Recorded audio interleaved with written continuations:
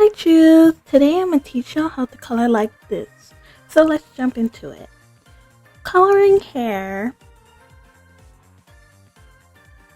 So when you first start off, you want to start with a base color and a mid-tone color to give that depth for the hair, which for me is cool. And you have your highlights in the pink that complements the color for the darker shade.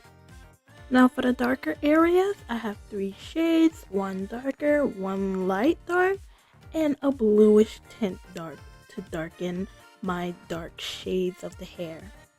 For the brushes, I typically use a soft brush and go in with a harder brush to create harsh creases. After that, you can add your finishing touches and your hair is done. Now you can use this technique for any color hair.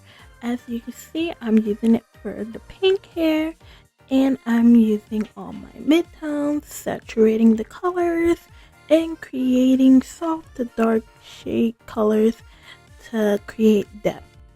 When picking my colors, I typically choose complementary colors such as pink and blue and some yellow to make the colors match well together.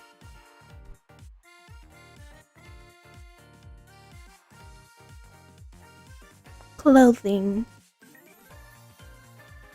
Coloring clothing is second nature to me, and most of the time I usually just practice from life, painting from studies every day.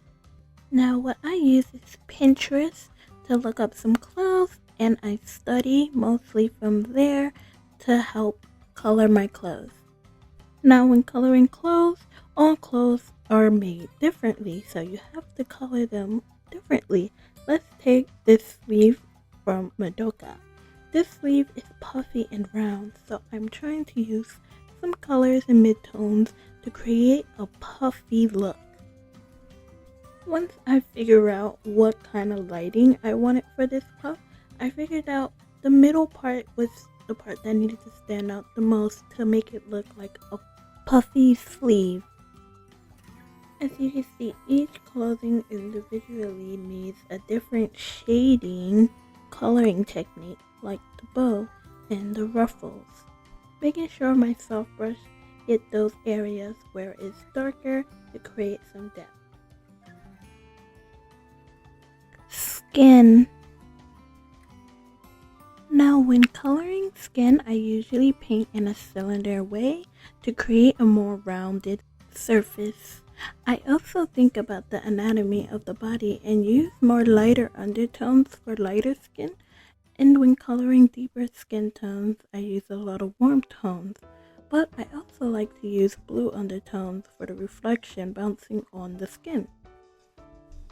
All this I keep in mind when I paint in a cylinder way. Now as I start finishing it off, you can see how it looks really good and reflecting light both the skin tones. Now that we are nearing to the end, you can see all the techniques that I use to complete this Madoka piece.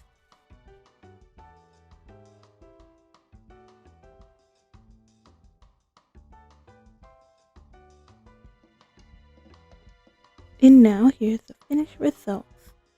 Coloring tips from you guys. Thank you. First one, your coloring is so pretty. My tip is to turn a drawing black and white to check the values. This is from WinterMeloons.